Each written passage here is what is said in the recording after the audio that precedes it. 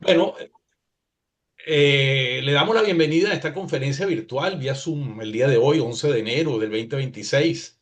Y es un honor dar inicio a esta entrevista que hemos titulado Conversaciones, Comunidad Judía de Venezuela, su historia y aporte a la sociedad venezolana.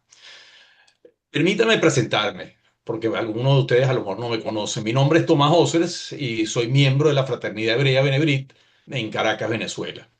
Deseo saludar a quien me acompañará en la conducción del día de hoy, la licenciada Adriana Domínguez Reina. Bienvenida, Adriana. Gracias, gracias desde Argentina, muchas gracias. Me voy a permitir leer un breve currículum de la licenciada Adriana. Voy a tomar con pinzas algunos de los puntos de los que ella ha estado manejando, en los que ha estado actuando, así como sus estudios cruzados, y lo hago con pinzas porque es muy extenso. Y bueno, podríamos dedicarle solamente la reunión a solamente ver todo lo que ella ha hecho y no tenemos todo el tiempo para ello. Pero entonces tomé con pinza y me disculpan si olvido alguno de ellos No hace y falta. voy a decir lo siguiente al respecto, ¿no? Ella tiene cursos de bachillerato pedagógico, de psicopedagogía, cursos en menores en riesgo social, psicología social y tiene un posgrado en política pública. Dentro de sus innumerables actividades, realizó estudios en la International School for the Holocaust Studies en Yad Vashem, Jerusalén, en Israel, en el 2010. Y en mayo del 2010, 2011 y 2013 realizó también estudios en Polonia sobre campos de concentración, trabajo y exterminio en el Museo de Auschwitz. Premio Daya Nacional Educación en Valores de Shoah 2010. Realizó estudios en el Memorial de París sobre genocidio en el 2011. Realizó estudios sobre genocidios en Wannsee, Alemania, en el 2011. Y realizó estudios sobre el holocausto en Bielorrusia y Ucrania en el 2014. Además, es integrante de la comisión directiva del ICA, Instituto Cultural Argentino-Israelí, y es administradora del Grupo Mundo Judío Shoah. Repito, tomé con pinza algunas de las múltiples actividades de nuestra querida licenciada, pero no podemos, digamos, seguir Gracias, Tomás. hablando de ellos porque se nos iría todo el tiempo.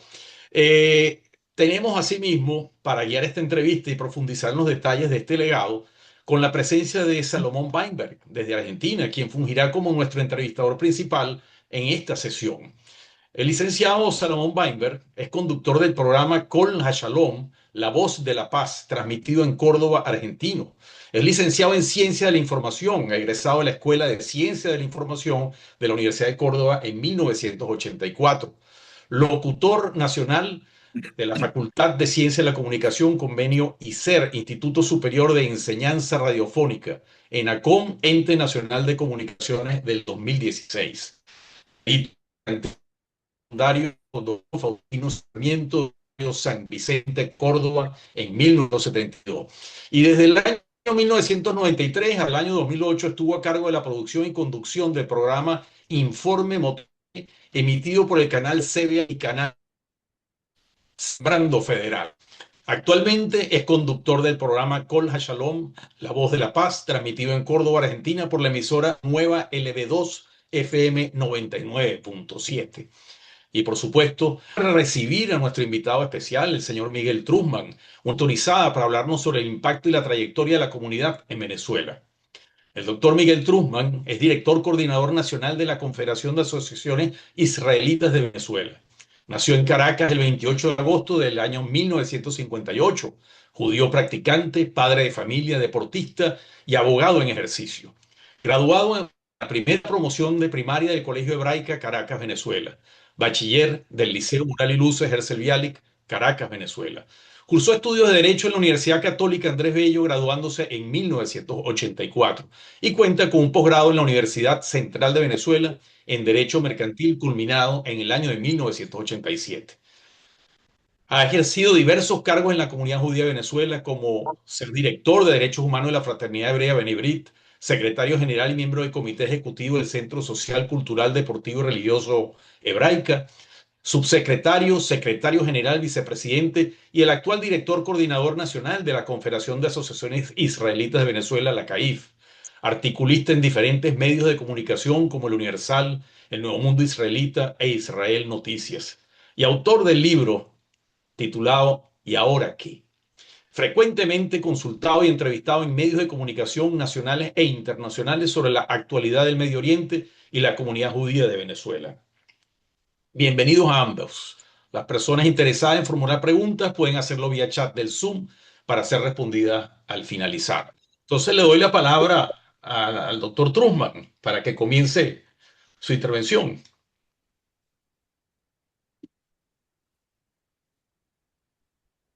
Está Ok, silenciado. ya lo pude abrir porque me decía que solo el moderador podía abrirlo, pero ya lo abrí. Bueno, gracias por la invitación.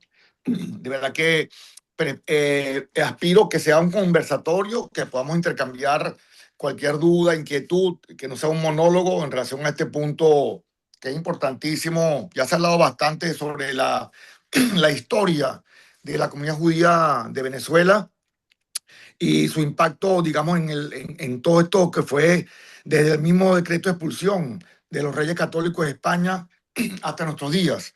Yo podría decir, sin temor a equivocarme, que la presencia judía en América Latina tiene más de 500 años. Fíjense que desde que Cristóbal Colón zarpó del puerto de Palos aquel 3 de agosto de 1492, ya se estimaba, y hay estudios muy importantes de investigación genealógica, de que mismo Cristóbal Colón era de ascendencia judía sefardita.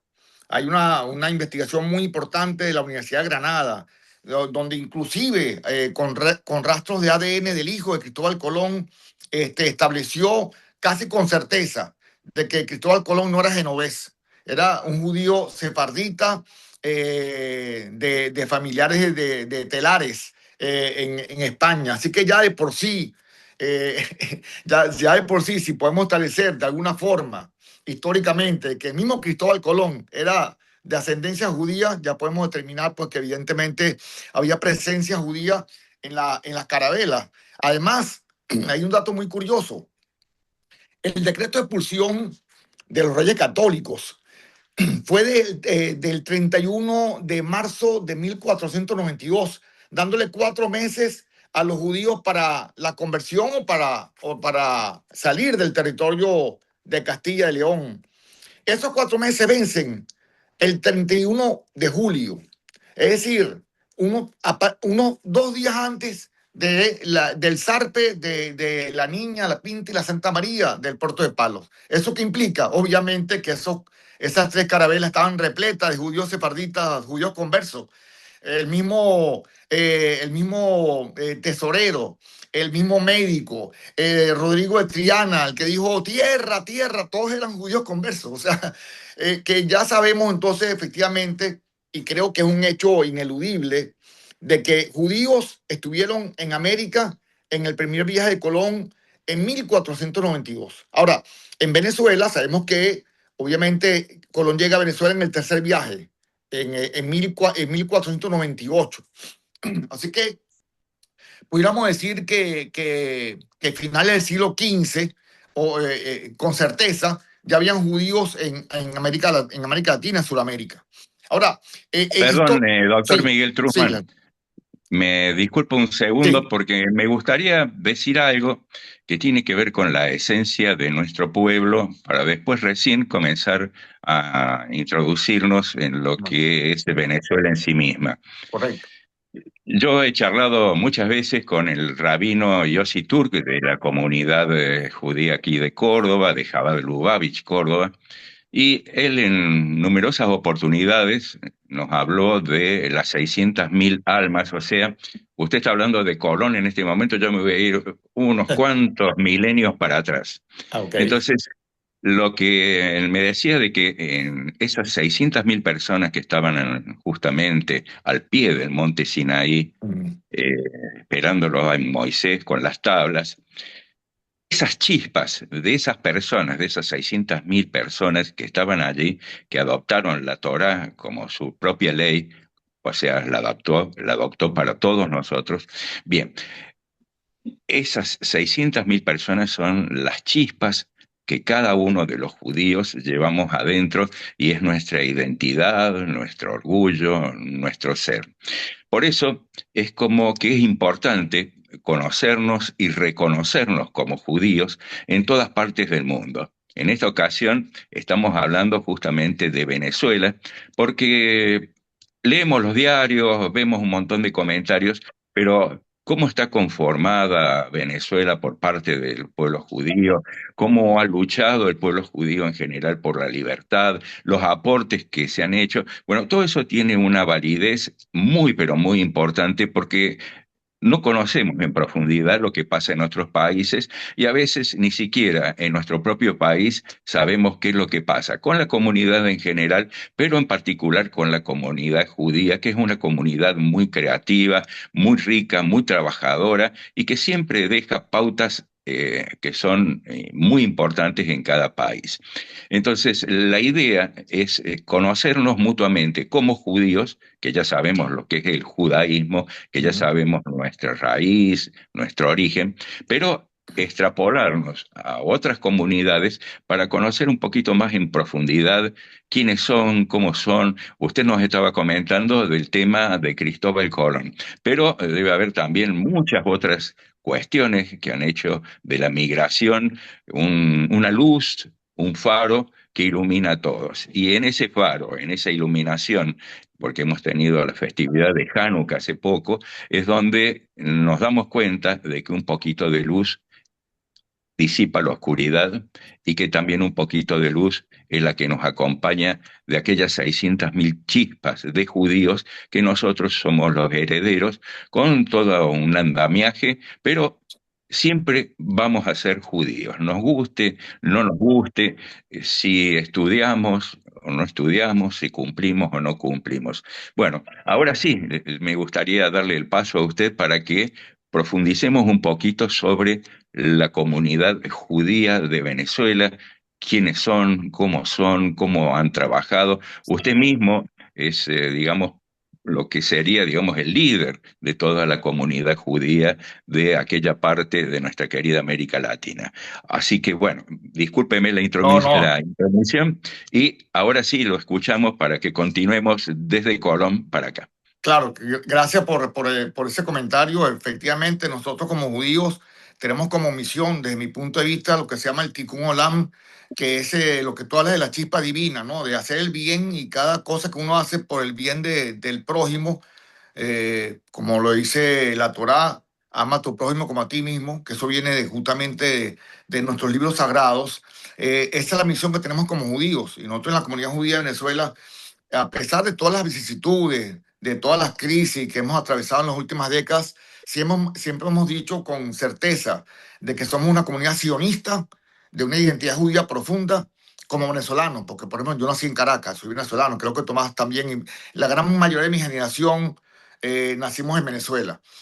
Pero volviendo al tema histórico, que es importante, pues digamos, voy a tratar de hacerlo lo más rápido posible, ¿no? Para no enfrascarnos tanto en la historia antigua. Pero fíjense que, pues, a ver cómo llegaron los judíos, digamos, a América Latina y sobre todo a Venezuela, ¿no? Yo investigando un poco, inclusive teníamos o tuvimos judíos corsarios, o sea, judíos piratas. Moisés y Abraham Cohen, Efectivamente, o sea, increíble, o sea, efectivamente. Moisés y Abraham Cohen eran unos corsarios que el gobierno, bueno, la monarquía española les temía muchísimo, ¿no? Ellos estaban por las islas del Caribe, Jamaica, y también se dice que tocaron, por supuesto, suelo venezolano. Y ahí se creaban pequeñas comunidades de judíos conversos. Entonces estamos hablando del siglo XVI, también con la expedición que tuvo Pedro Malaver da Silva, que llegó a Tucacas, porque toda esa parte de la costa del Falcón es un estado venezolano que da la costa, digamos lo que era Curazao, Aruba, ¿no? Las islas neerlandesas, ¿no? De Holanda, donde los judíos llegaban porque salían del puerto de Ámsterdam, también de Hamburgo, en Alemania. Llegaban a Curazao y de Curazao llegaban a Tucaca y a Coro, que son las comunidades judías donde se instalaron pequeñas comunidades en el siglo XVII, siglo XVIII. Y justamente se dice que según el doctor Abraham Levi Benchimol, un gran historiador que todavía sigue vivo, de Strat Hashem, que es presidente del Museo Sefardí, la primera sinagoga en Venezuela data de 1710, imagínense, 1710. Lamentablemente esa sinagoga fue quemada por el alcalde de Coro, en la ciudad de Coro, como digo, Gustavo Falcón, fue quemada 10 años después. Había mucha xenofobia. Como siempre, el judío es el chivo expiatorio perfecto para cualquier eventualidad. Si pasaba algo en el pueblo, alguna crisis económica, alguna tragedia, ¿quién eran los responsables? Bueno, estas personas que son extrañas, que tienen costumbres diferentes. Entonces, lamentablemente, las comunidades judías que llegaban a estas costas venezolanas sufrían esos embates de antisemitismo y fueron expulsadas hasta en 2 oportunidades de Venezuela. Pero fíjate que, por ejemplo, el libertador Simón Bolívar, que es el padre de la patria de Venezuela y de 5 países del continente, tuvo una relación extraordinaria con el pueblo judío y con los judíos, porque en la pérdida de la Primera República, cuando iniciamos la gesta independentista, estamos hablando de 1811, 1812, con la pérdida de la Primera República, Bolívar se refugia en Curazao. ¿Y quién lo recibe? Bueno, nada más y nada menos que el doctor, el abogado Mordejai Ricardo, un jurista judío sefardita que lo recibe en su casa y lo ayuda a gestionar, digamos, la vuelta a Venezuela para reconquistar la patria. Y ahí también están los doctores Abraham Mesa, que era un financista, un potentado económico de importancia, que le da recursos económicos y pertrechos para volver. Así que ahí se va el primer enlace, digamos, del pueblo judío con Venezuela a nivel de lo que es la independencia posterior.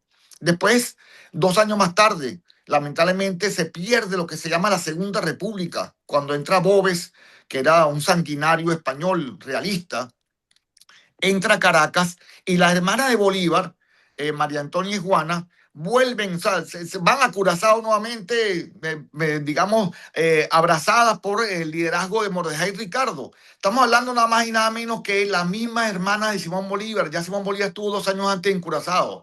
Y María Antonia, estimados amigos, estaba apoyando a la monarquía española. Es decir, estaba apoyando a los realistas. Había una discusión familiar muy importante dentro de la familia Bolívar, ya que su hermana, su propia hermana, apoyaba a los españoles. Imagínense ustedes, ¿no? Pero tuvo que refugiarse en Curazao para salvar sus vidas. Así que ahí vemos cómo se entrelaza nuevamente lo que es la familia de Simón Bolívar, el libertador de Venezuela, con el mundo judío, en este caso de Curazao, donde habían, como les digo, Mordejai Ricardo, la familia Mesa, la familia Jovet, familias muy importantes que ayudaron posteriormente a lo que fue la soberanía y la independencia de Venezuela. Eso podríamos Perdón, decirlo hasta aquí. perdón, doctor Miguel Sí. Trusman. Algo que decir de la Inquisición. Llegó la Inquisición allí a Venezuela de la forma cruenta que lo hizo, por ejemplo, en las Provincias Unidas del Río de la Plata, o sea, en la parte, digamos, de lo que fue las distintas colonizaciones que realizaron los españoles. Pero la Inquisición, digamos, dejó sus marcas también allí en Venezuela. Una influencia de la Inquisición, pero la Inquisición como tal estaba en otros países, quizás más acentuada como en Brasil, por ejemplo, en otros países del continente, pero hubo una influencia importante de la Inquisición, pero básicamente también porque en la Constitución de 1811 se estableció como la única doctrina y fe la católica. Entonces, a raíz de ese elemento, digamos, constitucional, había una persecución de otras consideraciones religiosas como la judía. Por eso que se le decía muchas veces después de esa constitución los criptojudíos, es decir, los judíos que profesaban su fe a escondidas. Pero sí, efectivamente hubo una influencia importante de la Inquisición, pero como tal, arraigada dentro del territorio venezolano, no se estableció con profundidad. Pero sí, todo eso venía arrastrado también por lo que fue el clero español, obviamente que estaba acentuado en diferentes regiones de América Latina, desde la misma época de la colonia, cuando llegó Cristóbal Colón y la colonización y la fe católica como instrumento, digamos, de ideologización y adoctrinamiento de las poblaciones indígenas y las poblaciones de todo tipo en la región. Así que, bueno, podríamos decir que una influencia importante, ¿no? En ese aspecto, ¿no? Pero, bueno, volviendo a ese tema de las pérdidas de la República, ¿no? Recordemos que el presidente Hugo Chávez también nombró la Quinta República, porque hubo 4 repúblicas anteriores. Estamos hablando de la pérdida de la Primera y la Segunda República en 1814. Pero el Libertador, con todo este apoyo que tuvo, inclusive, quiero decirles que muchos judíos de diferentes latitudes del mundo lucharon en la campaña admirable, lucharon en las diferentes batallas independentistas, lucharon en la batalla de Carabobo, cuando se conquistó realmente ahí definitivamente en 1821 la soberanía de Venezuela. Esa campaña admirable fue dura, fue muy cruenta, fue realmente, los realistas eran todo, Monteverde, Boves, toda esa gente era realmente terrible. Por eso que Simón Bolívar sacó un decreto que decía algo así como que españoles y canarios, contad con la muerte aun siendo indiferentes, si no obráis activamente en obsequio de la libertad de América. Americanos, contad con la vida aun cuando seáis culpables. Es un decreto que causó mucha conmoción en esa época, y trataba de aglutinar de alguna forma las voluntades para la conquista de la soberanía de Venezuela. Así que Simón Bolívar, repito, tuvo ese enlace con el pueblo judío, y en 1821 Bolívar promulga lo que es la ley de cultos, donde efectivamente por fin en Venezuela hay libertad de culto, se puede profesar la fe judía en 1821. Así que ya a partir de ese momento empiezan a venir con más continuidad familias judías para Coro. Se dice que la primera familia judía ya asentada, la primera comunidad judía asentada después de ese decreto se data de 1824. Es decir, que efectivamente ya ese decreto, digamos, ayudó, facilitó primero la venida de judíos a la ciudad de Coro y otras ciudades de Venezuela, como posiblemente Valencia, Puerto Cabello, y no tener que ocultar su fe para poder, digamos, desarrollar todo lo que significa el estudio de la Torá, la sinagoga y todo esto. Y justamente la ciudad de Coro, para que sepan que el cementerio más antiguo de América Latina está en la ciudad de Coro. Data de entre 1830 y 1832. Ahí podemos ver un listado de cementerios.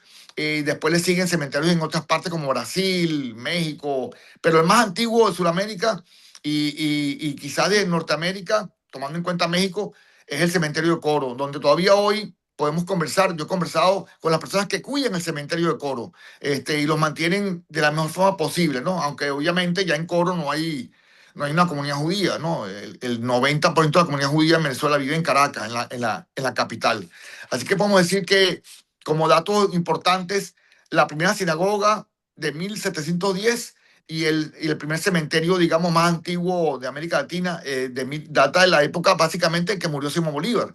Como sabemos, Bolívar muere un 17 de diciembre de 1830 en Colombia, en la quinta de San Pedro Alejandrino. Así que tenemos estos dos datos fundamentales de lo que es la tradición de la historia judía en Venezuela y su relación extraordinaria con el libertador Simón Bolívar.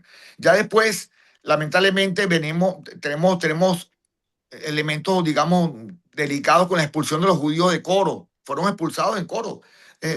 Años después, eran alrededor, se dice, los historiadores hablan de 168 judíos. Era la comunidad de Coro en esa época. Estamos hablando de 1860 más o menos. 168 judíos. Pero esos judíos que se regresaban para Curazao, después el reino de Holanda los traía nuevamente con acorazados y con militares para que se reinstalaran. Inclusive tuvieron que pagar, el gobierno de Venezuela tuvo que pagar compensaciones económicas pecuniarias por la expulsión y por la destrucción de sus hogares, de sus locales comerciales. Así que eso fue un vaivén de ida y de vuelta en 2 o 3 oportunidades entre Tucacas, Coro, Curazao y de vuelta a Venezuela, ¿no?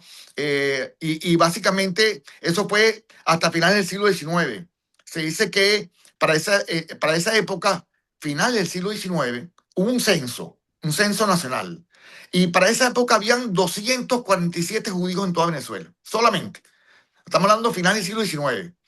Perdón, doctor, Sí, sí, estos judíos de los cuales, o sea, sí, nuestros hermanos sí, exacto. de Sí. Venezuela, se reconocían a sí mismos como sefaradim o no, o tenían, digamos, algún otro, digamos, grupo de los que nosotros conocemos actualmente como askenazíes, sefaradíes y después los de los países árabes donde había judíos que también tuvieron que escapar o que tuvieron que Sí. irse porque la situación feudal o el islamismo no les permitía, digamos, convivir con los judíos.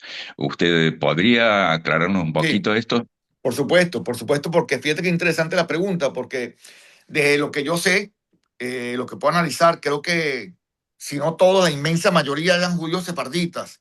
Y justamente con la ley la ley que decretó España en el año 2015 para la adquisición de la ciudadanía española por origen sefardí, muchos de los descendientes, oíste bien, muchos de los descendientes de estos judíos del siglo XVI, del siglo XVII, XVIII, XIX, adquirieron la ciudadanía española porque pudieron demostrar su vinculación con estos primeros judíos que llegaron desde Holanda vía Curazao, a Coro, a Tucacas.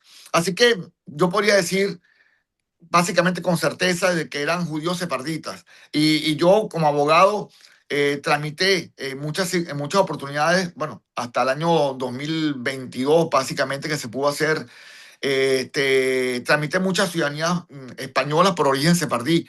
El gobernador, uno de los gobernadores del estado Falcón, también pudo adquirir la ciudadanía española por su origen sefardita, de esa tradición de los Enríquez, por ejemplo, que venían todos de la ascendencia de esas familias que llegaron a Coro y a Tucaca. Así que creo repito, eran en la inmensa mayoría, si no todos, de origen sefardita. Sí, para Bien. responder tu pregunta, ¿no? Sí, sí, sí, está perfecto el posicionamiento. Y viniendo un poquito más acá, en la actualidad, ¿cuántos judíos hay? ¿Cuántas escuelas? O sea, hay lugares donde prácticamente es imposible por los gastos, por lo que se requiere de recursos humanos y todo eso, establecer una escuela judía. En algunos lugares, como por ejemplo en Buenos Aires, se iba a los movimientos juveniles o al Shule, como se le llamaba, por la cuestión del idioma yiddish, pero la cuestión es poder reconocernos y saber cómo es la comunidad judía venezolana desde su historia y también desde la actualidad. Correcto. Sí, bueno, digamos que ya a principios del siglo XX, las primeras comunidades, digamos, organizadas, eran comunidades sefarditas, ¿no? Quizás el primer nombre que se le dio a la Asociación Israelita de Venezuela, que es el nombre actual, era una sociedad de beneficencia que israelita. Y después ya para 1920 ya se consolida lo que es la Asociación Israelita de Venezuela, que es la comunidad sefardita. La comunidad que nací se consolida un poco más adelante bueno, por supuesto, con todo el tema de la Segunda Guerra Mundial, la Shoah, hacia 1950, ya hay lo que se llama la Unión Israelita de Caracas, que es la que tiene la comunidad ashkenazí, que está en San Bernardino. La comunidad sefardita está inicialmente en Mari Pérez, en la gran sinagoga de Mari Pérez, que es una sinagoga extraordinaria, que es un patrimonio cultural de la ciudad de Caracas. Así que digamos que hacia 1920 se consolida una comunidad sefardita y hacia 1950 se consolida lo que es una comunidad ashkenazí. Pero lo importante de todo esto, estimados amigos, es que se organizó, se consolidó un proyecto interesantísimo que quizás no hay en gran parte de las comunidades judías de la diáspora, que es que hubo un solo colegio. Entonces, al haber un solo colegio, todos los muchachos, bien sea ashkenazí o sefardí, estudiaban allí. Y se hizo una relación simbiótica muy importante entre ambas comunidades, por decir algo, ¿no? Que eran dos comunidades. Y se logró crear una sola comunidad, un solo sentir.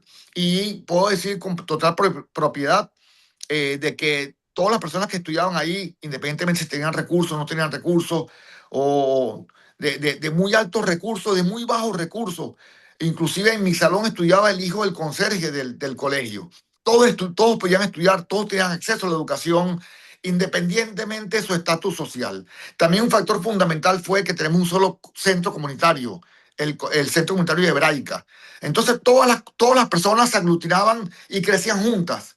Y se hizo una gran hermandad, que es lo que se llama la comunidad judía de Venezuela, como una comunidad extraordinariamente solidaria, donde todos nos conocemos desde muy temprana edad, y se consolidó, como dicen, una de las comunidades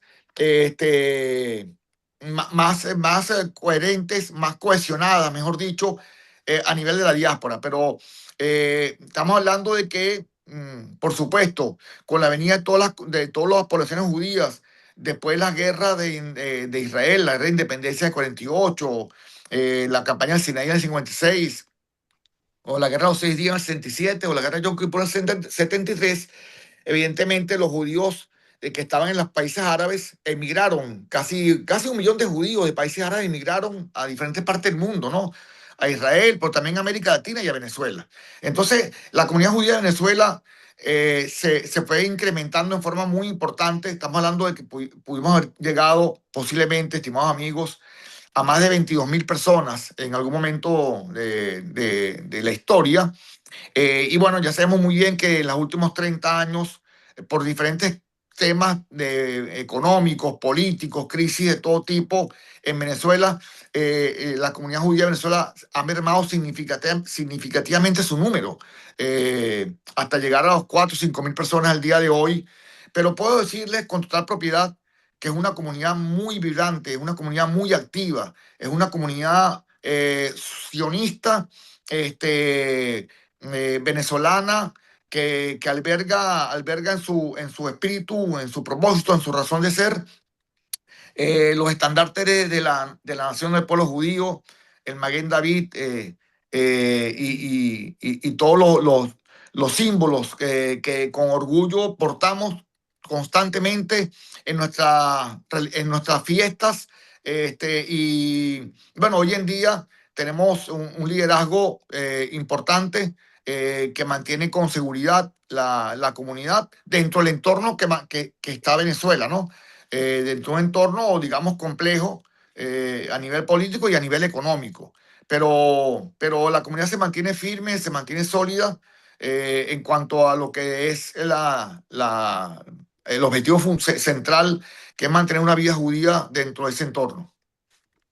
Ahora, hay estudios genetistas que hablan, ya saliendo un poquito de lo que Sí. es la comunidad en sí, de que hay entre un 80 a un 90%, tanto en el Caribe como en Sudamérica, de genes judíos en gente que ni idea tiene de que son judíos o que tienen algo del legado judío en su sangre. Y muchos de ellos, por la cuestión de la Inquisición, o sea, estamos remontando de nuevo a aquellas épocas crueles, Sí. es porque cuando viene la Inquisición muchos ocultaban el origen judío y eso se ha mezclado al cambiar de religión o como muchos hacían, que se comportaban como cristianos, pero que en realidad tenían los ritos ocultos de alguna forma para que no pudieran tomarlo la Inquisición con ese brazo bien largo que tenía,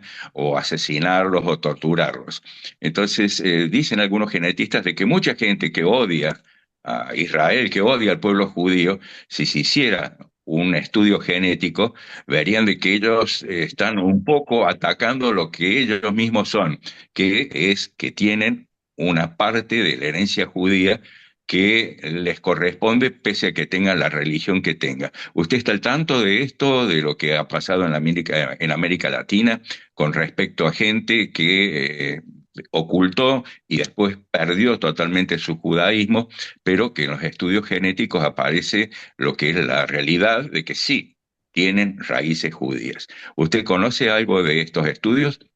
Y bueno, por supuesto que lo conozco porque, como les dije anteriormente, yo como abogado desarrollé mucho el proceso de la adquisición de la ciudadanía española por origen sefardí, y la inmensa mayoría de la gente que accedió a ese proceso no eran judíos. Eran personas que hicieron un estudio genealógico y se demostró en estudio genealógico que su tatarabuelo, su bisabuelo, inclusive hay genealogos que llegaron a 1100, año 1100, para demostrar directamente la vinculación de esa persona con su origen judío. Así que, y se sorprendían cuando determinaban de que tenían un pariente judío, digamos, consanguíneo, en línea directa a esa cuestión, y eso se logró gracias a esa ley por la cual decenas de miles de personas pudieron acceder a la ciudadanía española por el origen separado. Inclusive el doctor Meyer Magarichi, uno de los grandes geneálogos que hay en Venezuela, pudo determinar con exactitud, repito, con exactitud, que Simón Bolívar tenía ascendencia judía y los diferentes próceres de la patria de Venezuela tenían ascendencia judía. Así que esto es una cuestión, no de una teoría, es una cuestión demostrada con actas, con fe de bautismo, con elementos probatorios incuestionables de esa línea directa de los ancestros judíos con muchísimas personas en Venezuela y de los próceres de la patria. Así que en ese aspecto, de verdad que estamos claros que, bueno, como tú dices, si mucha gente que no sabía que era judía lo puede determinar, pero hay judíos, y volviendo al tema, digamos, antisemitismo, o yendo al tema antisemitismo, hay judíos que odian ser judíos, sabiendo que son judíos. Y por eso decimos que el autoodio judío quizá uno de los elementos más aborrecibles que hay. Esto lo podemos ver en personas como Bernie Sanders, o hay tantos personajes siniestros que abogan por la eliminación del Estado de Israel, por no decir otras cosas, ¿no? Así que bueno, en ese aspecto nosotros tenemos un frontal trabajo de Hasbará que hacemos Esclarecimiento, sí. sí, Sí, de Hasbará de esclarecimiento. esclarecimiento Pero, en Venezuela. pero hay algo, doctor Sí, Trusman, que es importante decirlo, que es un viejo refrán que quizás también lo tengan ustedes, que dice que no hay peor astilla que la del propio palo. ¿Mm? exactamente, O correcto. sea, es increíble lo que pasa con algunas personas que creen lo que otros le dicen, pero no van a las raíces, no estudian, no conocen y odian. Ese es el odio gratuito, ¿no? Porque Sí, odian lo que ellos mismos son y odian también a los que son compañeros, que son hermanos, que son familia, de que tengan la misma raíz, pero que sin embargo ellos tratan de ocultarlo, de negarlo y también atacar a sus propias raíces, a su propia forma de ser, a su propio legado. Y esto es algo que por allí es como inentendible, ¿no? sí. Sí, bueno, yo quisiera también decir de que, bueno, a pesar de que otras confesiones pudieran tratar de aprovechar estos escenarios de crisis para tener algunos beneficios, la relación, la influencia del pueblo judío y de los judíos en Venezuela ha sido trascendental, no solo para la soberanía, la independencia, sino yo, por ejemplo, hice una pequeña lista y no me quiero extender porque sería de verdad un día entero para hablar. Yo hice una pequeña lista de personalidades judías que han tenido un impacto decisivo en el desarrollo económico, cultural, político, social de Venezuela. Y me gustaría, si me lo permiten, Sí. poder decir algunos nombres. Y repito, eso es una cosa, y me disculpan los familiares de las personas que a lo mejor fallecieron y tuvieron un impacto, pero estas son las personas que se me ocurrieron y son muchísimas, pero voy a nombrar, por ejemplo, a Moisés Naín, que fue ministro de Industria y Comercio en Venezuela, a Ricardo Hausmann, que fue ministro de Planificación, a Aaron Katz, que fue un general de brigada de las Fuerzas Armadas de Venezuela. Víctor Amran, de bendita memoria, fue una personalidad importante como comisario general de lo que fue la PTJ, que hoy en día es el CICPC, que es el Cuerpo de Investigaciones Científicas, Penales y Criminalísticas. Mira, Ruth de Criboy fue ministra, fue presidente del Banco Central de Venezuela. Lolita Millar de Castro fue gobernadora del estado Zulia. Paulina Gamos, de bendita memoria, gran amiga nuestra, fue senadora de cuando habían dos cámaras en Venezuela, que era el Congreso era bicameral. Ivonne Atas, también gran amiga, fue alcaldesa de Baruta. Benjamín Sharifker, un gran comunitario, fue rector de dos universidades muy prestigiosas, la Universidad Simón Bolívar y la Universidad Metropolitana. Hoy en día funge como presidente del Espacio Ana Frank, una ONG que aboga por la coexistencia, por la fraternidad. Y su hijo, Diego Sharifker, fue presidente del Centro de Estudios de la Universidad Central de Venezuela. Mira, Rafael Reif, que estudió en el colegio, nuestro colegio, Morel Luces Hercel Viali, fue nada más y nada menos que presidente del MIT, del Instituto Tecnológico de Massachusetts.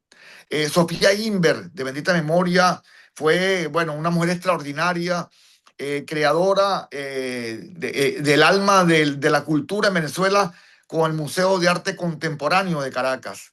Alicia Freirich, escritora, una tremenda escritora.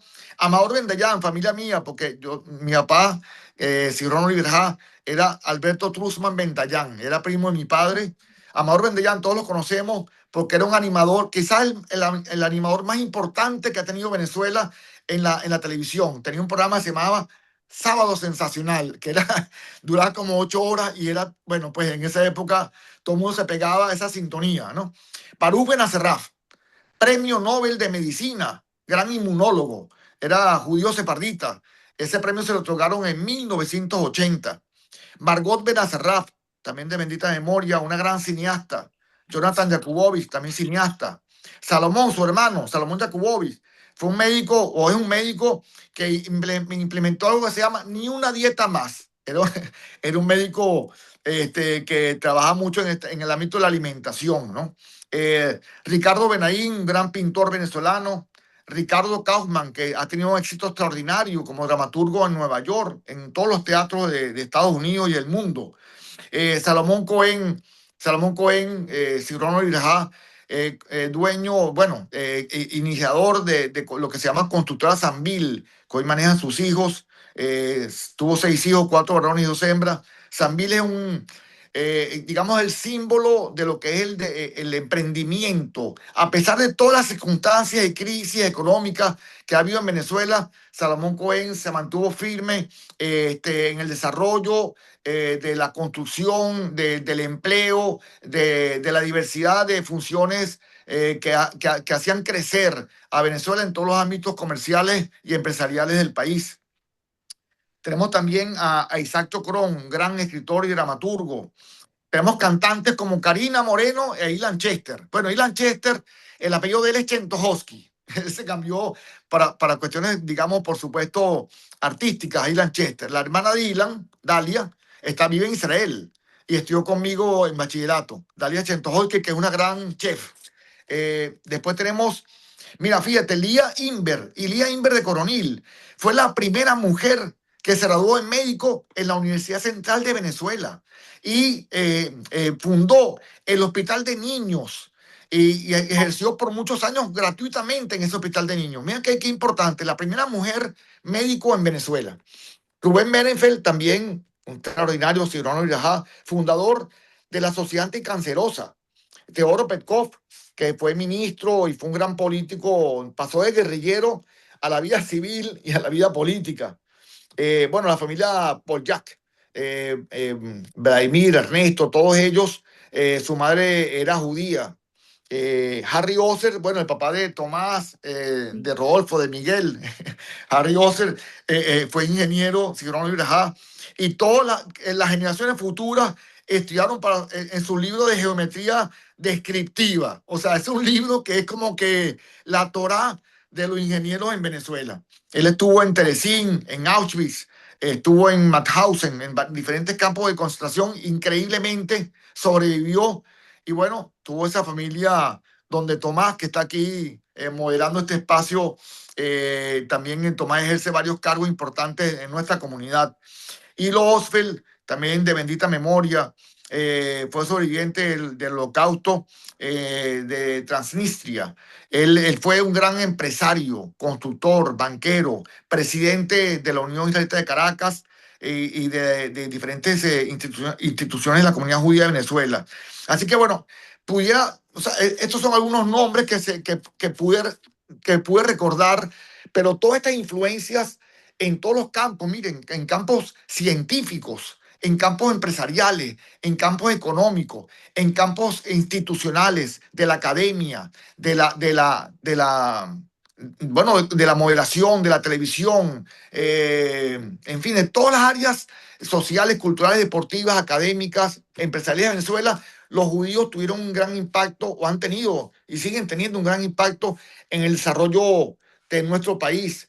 Y para nosotros es un gran orgullo, de verdad, formar parte de Venezuela, que acogió a nuestros padres, a nuestros abuelos ampliamente. Yo podía, mira, ahora recordando esto, podía hablar también en el año 1939, cuando en el gobierno del general Eleazar López Contreras recibe los barcos de Caribe y Konigstan, que eran barcos que salieron de Alemania, creo que salieron de Hamburgo, si mal no recuerdo, y bueno, no fueron recibidos por ninguno de los países de la travesía de allá para acá. Solo aquí en Venezuela fueron recibidos esos dos barcos que traían 251 almas judías. Uno fue recibido en Puerto Cabello, llegó en febrero, y el otro llegó a Puerto de La Guaira en marzo. 251 almas judías que aportaron muchísimo, esas personas que venían con diferentes profesiones y experticias a Venezuela. Así que yo lo que puedo decir es que Venezuela ha sido un país extraordinario de acogida, lo ha relatado todos los sobrevivientes de la Shoah que han podido venir a ser familia en nuestro país. Y bueno, aquí seguimos, como quien dice, sembrando la semilla de nuestra fe, de nuestras tradiciones y también, por supuesto, de nuestra nacionalidad como venezolanos, ¿no?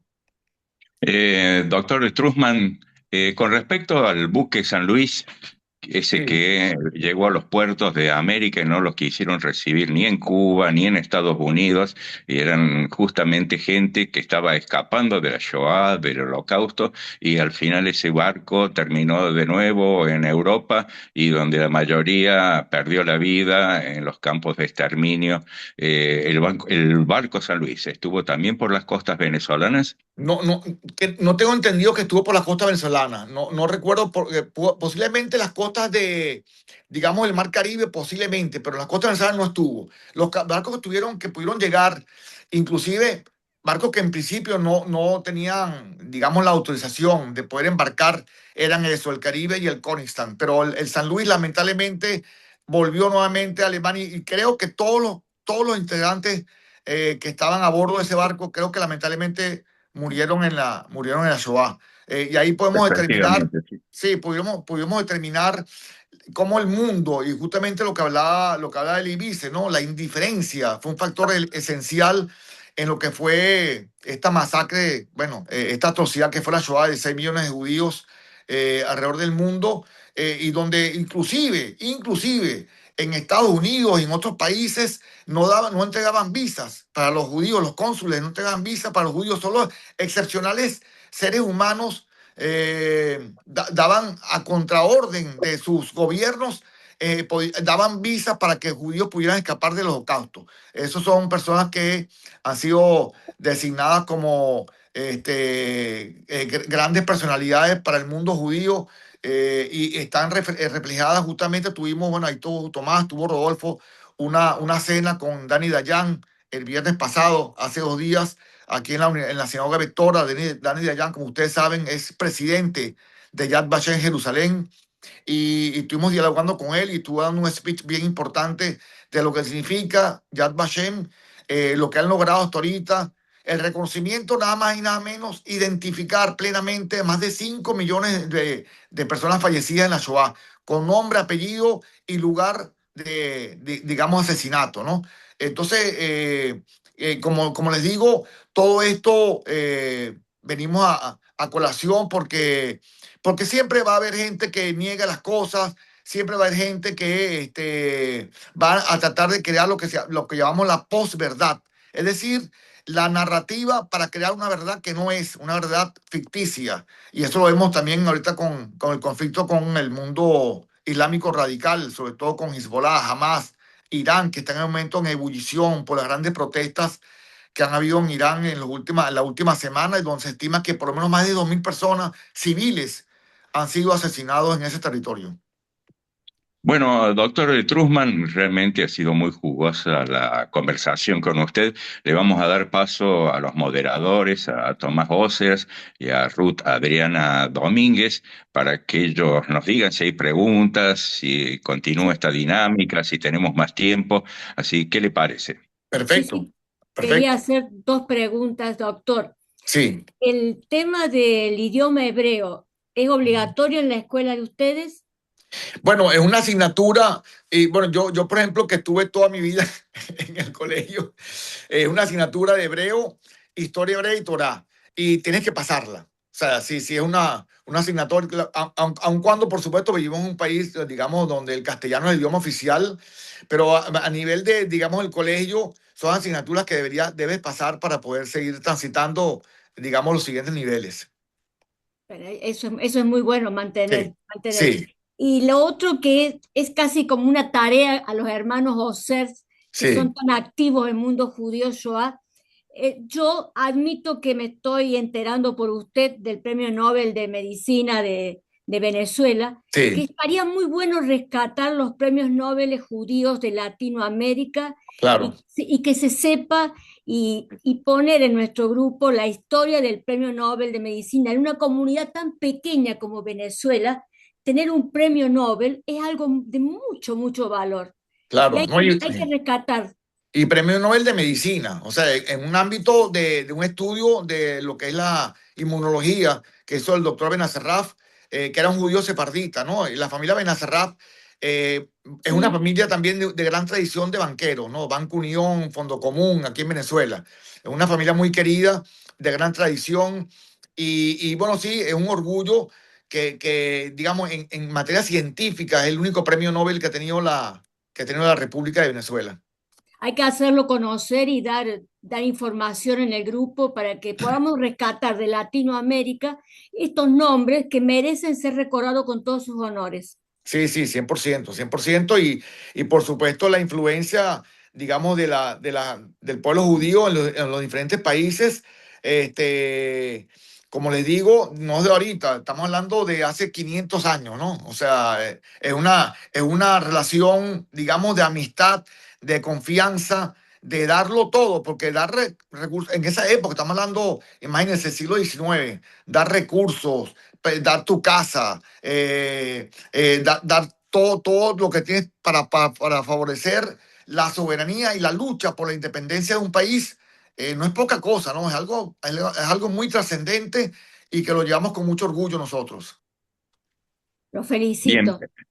bien, como hemos tenido la celebración de Hanukkah hace muy poco tiempo, una celebración que tiene que ver con la libertad, con la luz, con los milagros, realmente el hecho de tener, digamos, los judíos a nuestro pueblo, a nuestra identidad en distintas partes, es también parte de un milagro el haber podido sobrevivir a tantas cosas como ha sido el Holocausto, como ha sido los pogrom, las persecuciones, en fin, esto realmente tiene un valor impresionante. Pero hay algo que también hay que agregar, que es lo que cuenta como que la luz disipa la oscuridad. Y el pueblo judío siempre, siempre, siempre ha sido un faro que ha iluminado a la sociedad en general. Si quitáramos como una reflexión, y ya creo que estamos en los instantes finales, si quitáramos todo lo que la Torá, lo que el pueblo judío ha legado al resto de la humanidad, ya sea en Venezuela, en Córdoba, en Buenos Aires, en Canadá, en Estados Unidos, en toda Europa, si quitáramos el legado de los aportes del pueblo judío, quizás estaríamos cerca de la era de las cavernas, dado que el oscurantismo siempre se ha pretendido imponer y esto ha costado al pueblo judío muchísimas almas, muchísimas vidas, pero la resiliencia del pueblo judío siempre ha sido muy importante, como lo fue la resiliencia que nos contaba usted, el doctor Miguel Trusman, sobre lo que es esta querida Venezuela, este querido país donde usted vive.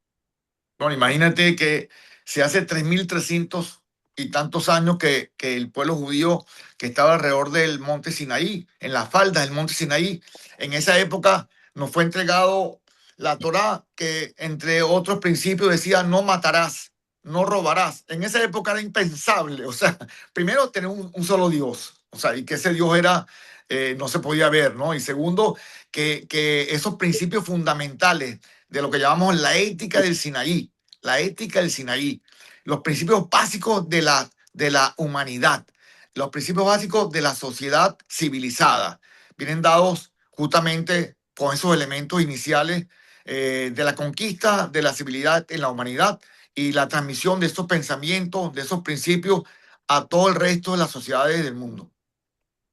Muchas Si, gracias. si quisiéramos agregar algo muy cortito para que la gente pueda llegar a entender de lo que es el pueblo judío, de lo que es el legado de la Torá, de nuestra religión, el imperio helénico, los niños que nacían, que tenían alguna tara, algún defecto, los padres los arrojaban por un barranco o los dejaban en medio de un bosque, o los vendían como esclavos. Y esto tiene un valor especial porque justamente el judaísmo cambió todo esto, cambió esa historia de que la gente hiciera desaparecer aquello que no quería, y de allí hay toda una serie de enseñanzas, como por ejemplo la jornada laboral, el descanso del Shabbat. Hay muchas, muchas cosas que la civilización debería agradecer al pueblo judío, y esto lo podemos concatenar con lo que ocurre con el mundo no judío, donde uno ve cada día, y esto alarma, el antisemitismo, el odio visceral, o sea, un odio que uno no puede llegar a entender ni el porqué ni el motivo, o sí se puede entender por distintas cosas, pero es lamentable que estemos llegando en estos días, en este siglo XXI, en este milenio, a ver estas cosas que pensamos que nunca más íbamos a tener que sobrevivir o que íbamos a tener que combatir. Pensamos como pueblo de que todo esto se iba a acabar con, digamos, la forma del diálogo, la forma de la democracia, y sin embargo estamos viendo, alarmados por supuesto, que toda esta situación del antisemitismo, de la judeofobia, de la israelofobia, es algo que escapa a cualquier forma de entendimiento, como ha crecido y nada más y nada menos después del 7 de octubre del 23, cuando Hamas ingresó a Israel y masacró a las mujeres, Sí, bueno, asesinó bebés, algo eso, terrible, eso terrible, ya, terrible. ya sería objeto de otro Zoom, de otro conversatorio, pero volviendo ya para, no sé si hay alguna otra pregunta para cerrar. Mucha gente dice, voy a tomar un año sabático, pero la gente no sabe que eso, que tomar un año sabático es de Shabbat. O Sí, sea, y como eso, muchas cosas que la gente lo dice sin saber realmente el origen real lo que fue la historia y la tradición y el legado de esos 600.000 almas judías y la entrega de la Torah por parte de Moshe a la humanidad, básicamente, ¿no? Así que, bueno, no sé si de repente el público hay alguna pregunta que quieran, algún comentario que quieran hacer para cerrar. Tomás, Bueno, usted, yo solamente, si me lo permiten, me gustaría hacer un agregado a lo que dijo Miguel Truzman en relación a el sentimiento de los sobrevivientes que llegaron a Venezuela y el pueblo venezolano en sí. ¿Ok? Si me lo permiten, y ahondar un poco en los barcos de la esperanza, porque hay un dato interesante de lo que ocurrió cuando llegaron esos barcos a Venezuela, específicamente al puerto de Puerto Cabello. Y es que el barco, cuando llegó ya al mar venezolano y estaba cerca del puerto Cabello, no tenía todavía permiso para entrar. Y él tenía que retirarse al día siguiente, era de noche, él tenía que retirarse ya al día siguiente de retorno a Alemania o a Europa. Y ya sabríamos, se sabía cuál hubiese sido el final de toda los judíos que iban en el barco. Y ocurrió que, ya siendo de noche, el presidente Eleazar López Contreras permite la entrada de los buques al puerto, pero siendo de noche, el capitán no tenía la posibilidad de entrar porque no había iluminación en el puerto y le era imposible entrar a desembarcar. El pueblo, que era vecino del puerto Cabello, se enteró de esta situación y todos, o una gran mayoría, bajó al puerto con sus vehículos, encendieron las luces de sus vehículos para poder iluminar la entrada al puerto. Y eso permitió que este buque llegase al puerto y pudiera desembarcar a la población de que venía en el barco, a los judíos que venían en el barco. Ese gentilicio venezolano siempre se pudo ver y se sigue viendo en Venezuela, esa unión del pueblo venezolano con la población judía que hacemos vida en Venezuela. Y no solo eso, sino podría decir con plenitud de seguridad que todos los sobrevivientes que han dado sus testimonios a lo largo de todos estos tiempos últimos en Venezuela son diversos, pero tienen un mínimo común denominador. Todos terminan de la misma forma. Todos terminan diciendo cosas como esta. Y voy a tratar de citar algunos de los testimonios que ellos dicen y de sus frases como terminan. Una de ellas es, por ejemplo, que dicen, y cito, los venezolanos viven en el paraíso y aún no lo saben. Esa es una frase de una sobreviviente, ya no está con nosotros, que solía terminar de esa forma. Otro sobreviviente decía, Venezuela me devolvió la dignidad humana. Venezuela me devolvió mi identidad. Y así como eso, hay muchos otros sobrevivientes que relatan que Venezuela es la patria que le volvió a dar la razón de ser y le volvió a dar un sitio donde para ellos es su segundo país donde nacieron. Y eso dice mucho del pueblo venezolano, de su relación con los judíos. Eh, Eso en relación a eso. Veo que hay algunas preguntas. Hay un detalle interesante, el del post número 8 de Brennan Post. Sí se habla sobre el caso del doctor Baruch Benacerraf, que fue premio Nobel de Medicina. Y se puede conseguir, ahí en el chat está el link donde se puede ubicar ese post. Por otro Bien, lado, también estamos viendo, a raíz de lo que estamos recobrando de este conversatorio, vamos a preparar un nuevo post sobre los premios Nobel de Latinoamérica judíos, para que podamos compartir esa información. No gracias, sé si Tomás. hay... No, por nada. Eh, me ponen también por el chat algún punto muy interesante de Celeste Liendo y dice que en Venezuela hay un sitio que se denomina Lídice. Y Lídice es algo muy interesante que ocurrió durante la Segunda Guerra En en una Checoslovaquia, población, sí, perdón, de Checoslovaquia. de Después, Checoslovaquia sí, que fue arrasada por sí. órdenes de Hitler. Y en Venezuela hay un barrio que se denomina Lídice y que pretende no olvidar ese pueblo que existió en Europa. Y no solo eso, sino que también muchas niñas en Venezuela llevan como nombre Lídice. Y sin embargo no saben que es le ponen ese nombre porque a lo mejor les parece que es bonito, pero no saben ni siquiera que eso realmente está relacionado con la Segunda Guerra Mundial y que fue una población arrasada por órdenes de los nazis. No sé, En el grupo tenemos la escritora Beatriz Greenberg, que estuvo visitando Checoslovaquia y que escribió un libro sobre Lidice y cuenta toda esta historia y le voy a transmitir justamente esto de las niñas que llevan ese nombre sin saber a qué se refiere, que es una historia trágica porque no mataron judíos en Lidice. es correcto. Ujú. Fue un Es pueblo correcto, arrasado por venganza, pero no es había correcto, judíos. es correcto, es correcto. Ni siquiera eran judíos. Sí. Sí. Bueno, Hay, hay, creo hay, que hay ya, pregunta, ya Tomás. estamos. Hay Hay, No veo, pregunta ahí. No veo ninguna pregunta. Ok, ok. Bien, yo particularmente desde aquí, desde Córdoba, República Argentina, le doy un saludo, un fuerte abrazo, un cordial shalom al doctor Miguel Truzman y quiero agradecerle a Ruth Adriana Domínguez el haberme convocado para poder participar.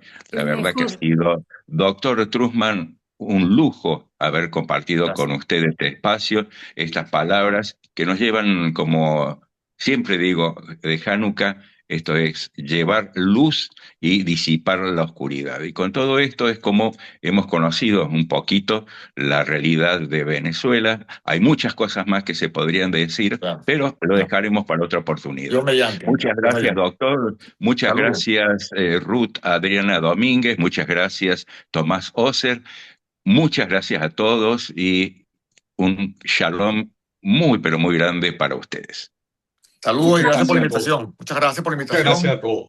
Le Muchas gracias. agradecemos mucho al doctor Truzman, yo he aprendido bastante, he anotado todo y resalto el gran trabajo comunitario de la familia Osers, Tomás y Miguel, que son muy activos en el mundo judío Shoah, que gracias a ellos hemos podido tener al doctor Miguel Truzman, que ha sido un verdadero lujo. Doctor, puedo asegurarle que he aprendido y Gracias. que voy a seguir estudiando porque realmente no sabía lo de los premios Nobel y es un orgullo que haya estado en este Zoom con nosotros. Me Muy alegro mucho. agradecidos. Gracias por la invitación. Me alegro. Muy Muchas bien. gracias a Bueno, todos. no.